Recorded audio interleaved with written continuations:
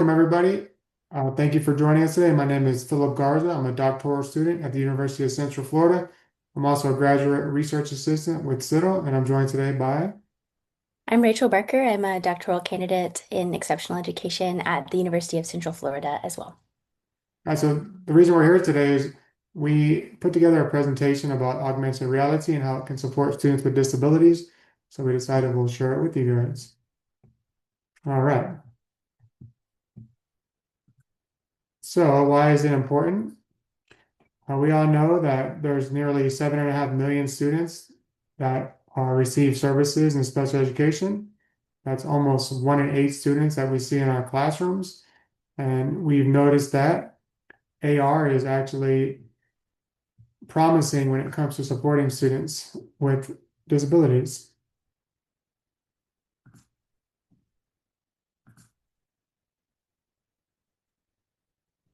Augmented reality sits on this continuum between the physical world and fully immersive virtual reality.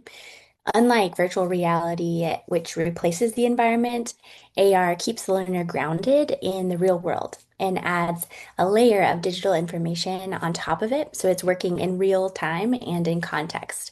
This real-time context embedded support is one of the reasons that AR is particularly promising for exceptional education. It allows a support or an environmental enhancement to be integrated into everyday activity rather than separated from it. Because the real world context remains intact, learners can stay oriented and connected to what they're doing, and this reduces negative side effects like disorientation, and it can make learning feel more relevant and usable in everyday life. Here's like a quick timeline of like where AR has come from. So it started in 1968 with the Sutherland Sword of Damocles. Am I saying incorrectly? So he built the first head-mounted display at Harvard, and it was so heavy it had to be bolted to the ceiling because, it's pretty rudimentary, but like groundbreaking at the time. So this is kind of what it looked like. We're not going to play the video here. We're going to move on. These are And then in 1992, the term AR is coined by Tom Caudell and David Mizell. They were working on at Boeing trying to help factory workers assemble wire bundles on airplane fuselages. So they needed a word for what they were doing and basically overlaying digital schematics onto physical workspace through a headset. They called it augmented reality. And the term stuck, so that's kind of where we're at today. In 2001, the AR toolkit came about, and a researcher named Hirokazu Kato released the AR toolkit as open source software. So for the first time, any developer anywhere could build AR application without proprietary hardware. So this is like the moment when AR stopped being a laboratory curiosity and started becoming a field. University researchers, including early special education technologists, began experimenting almost immediately. And then in 2013, Google Glass put AR in the face and sold it to the public. So this is kind of the first time that it was accessible to many people. It was not great and it failed, but it proved something important that people could wear a computer on their head and there was value there. And it, really sparked that first serious research in AR as a wearable assistive technology.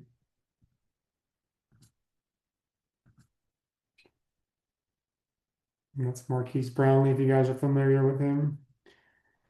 All right, so 2016 is when it like really goes like viral basically because people started playing Pokemon Go and then now we can see it in our hands and we can see the value of how we can get students engaged.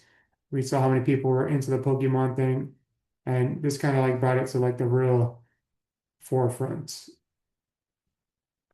And just a few years ago, the Meta Quest 3 and the Apple Vision Pro are now being used in classrooms.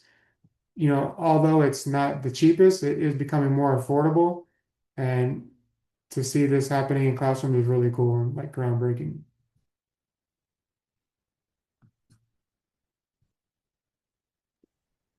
In academic contexts, AR is being used to support core areas like science and math and literacy.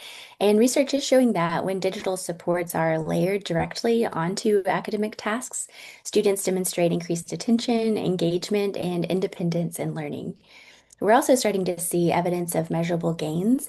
For example, in AR-based science instruction, students with disabilities demonstrated improvements in concept learning. So this suggests that embedding AR supports within the task itself can strengthen academic outcomes. In daily living contexts, there's even more evidence. So, one study found that AR-based video prompting that was used to teach students with intellectual and developmental disabilities functional tasks like cooking the way they used this was to break the task into steps, and students could scan a card to view a short video for each step while they were actually completing the task. So this approach did lead to immediate improvement, strong maintenance over time, and successful generalization to new tasks. So in examples like this one, the AR support appeared when it was needed during the activity itself. This can reduce the cognitive load, increase independence, and it allows the students to successfully complete real-world tasks. And for social and communication, especially for students with ASD, autism, like reading facial expressions and navigating social space is, difficult for them, especially like in a clinical setting. But AR lets us bring that practice into naturalistic environments. So there are systems now that can overlay real-time facial cue recognition during an actual conversation. There's also sign language translation through AR glasses. So it's moving from a prototype to a product. We can do social story rehearsal, which is nice on paper, but to have it in their environment like really increases the ability for this to be successful. Also for motor and mobility, Rice University students built an iPhone app that projects visual targets on the floor in front of a user experiencing freezing of gait. That's when they have a hard time moving forward. So what they would put a line on the floor and they can step over that line. So with that idea in mind, with AR, having that like on a pair of glasses, it can really support them to be more like for classrooms to be more accessible. All right. So here's a few examples of ways that we can use AR in the classroom. We have things that are free to low cost, to, the more expensive things like we discussed before. So smartphones and iPhones, basically everybody already owns these. Students already use them. Seeing AI is a free Microsoft app that describes scenes, reads text aloud, identifies people and products, and narrates a live camera feed. It was built for students with visual impairments, but works for any student who processes information better through audio than through print. Google Translate Live does real-time text translation through the camera. Ariana Plus provides navigation guidance. They're not experimental tools. These are like actual in the App Store right now at no cost. Merge Cube is relatively inexpensive. It costs $15. And what it is a cube that students can hold in their hand and they put it on the other side of a camera, like on their iPad, and then they can see a 3D object that appears to be like in their hand. They can rotate it, like explore it, interact with it. It has pre-built content covering human anatomy, solar system, earth science, and more. And for a student who's never been able to manipulate a 3D model because it only existed on a flat page, this really does bring the experiments like to life. And then finally, the MetaQuest 3. This is the high-end option. At $300 to $500, it's not a one-to-one classroom device today, but the MetaQuest 3 has something that earlier room with digital objects placed, I'm sorry, that other headsets did not. It has full color mixed reality pass-through. So the students can see the real room, but with digital objects placed inside of it. Hand tracking means no controllers are required and voice controls built in. So we've identified that, or Creed and colleagues have identified both of these features in their 2004 research agenda as critical for students with physical and cognitive disabilities. So it's research aligned in ways earlier generation headsets were not.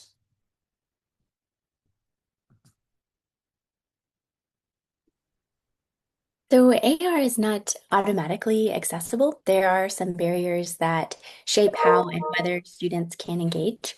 So the first barrier is sensory and cognitive load. These immersive technologies can create cyber sickness, sensory overload, and confusion, particularly for students with autism, ADHD, or vestibular sensitivities. Yep, and what's great about that is if you start with AR, not fully VR, it allows to customize the speed, the brightness, and the audio intensity. Device design can also create barriers, so many of the head-mounted displays are not built with disabled users in mind.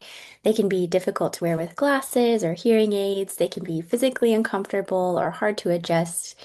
So this can create access barriers too. Yep, so we always say to start with you mobile AR first, explore the pass-through modes, and then involve the students in the device selection. Third, there are input demands. So a lot of the systems assume users can operate controllers with both hands and fine motor precision. This assumption can exclude students who rely on different ways of interacting. However, there is eye gaze, voice control, and single switch access that are viable alternatives that are under research. Finally, cost and access. So many devices are expensive and access to them is uneven. So even when effective, it may not be available. However, we talked about some of the free and low cost things like Merge Cube and Seeing AI, which is free. Google Lens is free. And this is things you can start with today. Like you can download this and get it in your hands and with your students. AR can be understood as a UDL tool when we focus on how it reshapes the environment for learning. So the key shift is that access and support are built into the environment itself rather than added afterwards. So that changes how learners encounter information, how they participate, and how they stay engaged. So for representation, AR expands how information is available. Learners aren't limited to text or static images. They can interact with 3D models, access audio supports, and call up different forms of information when they need it. This content is available in multiple forms within that activity, within the moment of the activity. For action and expression, AR opens up different ways of participating. So interaction doesn't depend on just one mode. Students can use voice, they can use eye gaze, or follow step-by-step supports embedded directly in the task. The environment carries part of the demand for planning and organization in this way. And lastly, for engagement, AR can increase motivation through interactive and gamified elements. It also allows students to control the pace and the depth of their interaction, which supports that sustained involvement.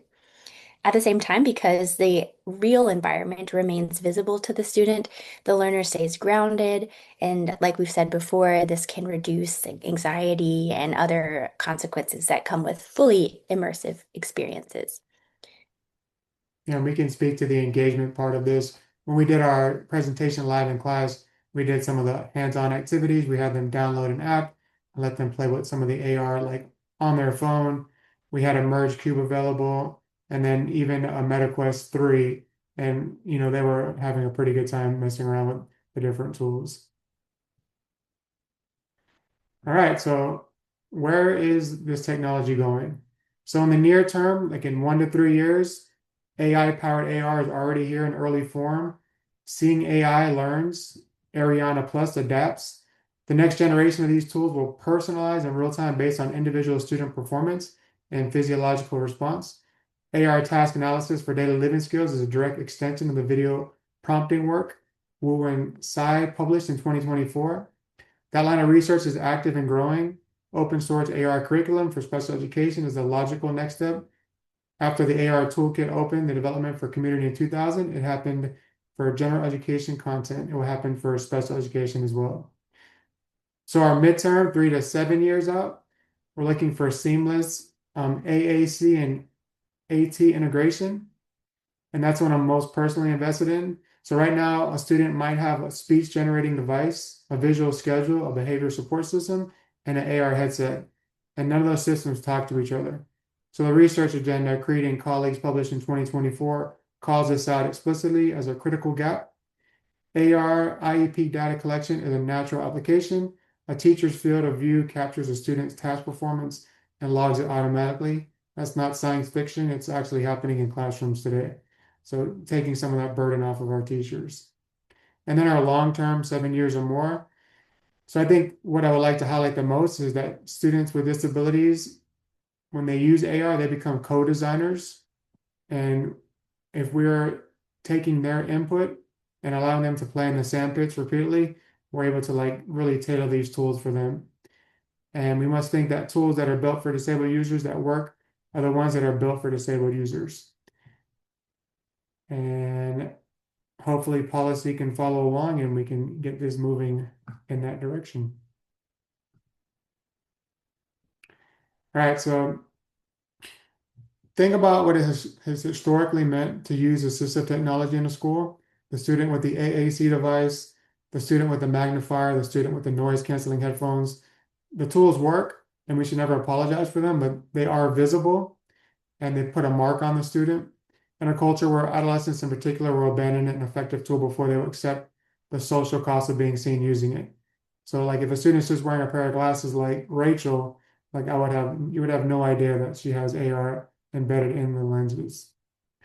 So AR changes that equation when the scaffold lives in the environment rather than on a student's desk or body. It becomes part of how the student experiences the world rather than a signal to everyone around them of what the student cannot do. The check mark appears when they need it, it recedes when they don't. Nobody else in the room can see it. And that connects directly to the goal we have always had in special education for generalization. We do not write IEP goals so that the student can perform skills in a resource room. We write them so they can perform skills in the real world. And AR is the first technology I've encountered in my career that is structurally oriented towards fading itself out. The better it works, the less the student needs it. And that's not always true of a worksheet or some software. It's true of a well-designed AR scaffold. And then finally, the last point on this slide comes from the disabled participant. And Creed and colleagues research sandpits. They basically said that the most important sentence in both articles you read for this class, design should start from the viewpoint of the disabled user, not the non-disabled designer. So not the user testing at the end, not accommodations added after the product ships, from the beginning. The first question you're asking, the person who will use this tool has to be in the room. And that's not just an ethical position, it's the research that shows it can produce better tools. All right, so what can you guys do next? So we want you to try one of those things we talked about today, like use it today, like seeing AI, jig space, the merge cube. Any of these can become a single case study. So what does a student do differently with it? What does the data show? The evidence base for AR in special education is growing. It's fast, but still dominated by small end studies with limited ecological validity. So the gap is a research opportunity for you guys. Try to connect AR to your existing line of inquiry. So if you work in transition, the post-secondary AR literature is nearly empty. If you work in executive functioning, AR task prompting and self-monitoring applications are underexplored. If you work with AAC or AT, the integration gap is also identified. And we're waiting for some doc students to put that in their dissertation. Also, to interrogate the methodology, we should look for experimental design data that can give us some uh, good task accuracy. And we want to, I don't know, just improve on those studies. Try to push the conversation, like we talked about before, to include our students with disabilities, and then cite the research and build upon it. So the evidence-based practice that we have, bring it into your qualifying exams, your literature reviews, your conference proposals, the research publishing, and these journals, it belongs in special education. So let's close that gap. All right, and here's some of the references that we use to come up with this presentation. And yeah, so I think that was a kind of a quick version of what we presented in class, but as my personal use with AR, like I really appreciate, I don't know, how, like if you can put it into a pair of glasses like what Rachel's using, like I think it can be really groundbreaking. Any final words? Nope, I Uh, agree. All Thank you good. guys so much for watching, and we hope to see you in the Citadel community soon. Take care.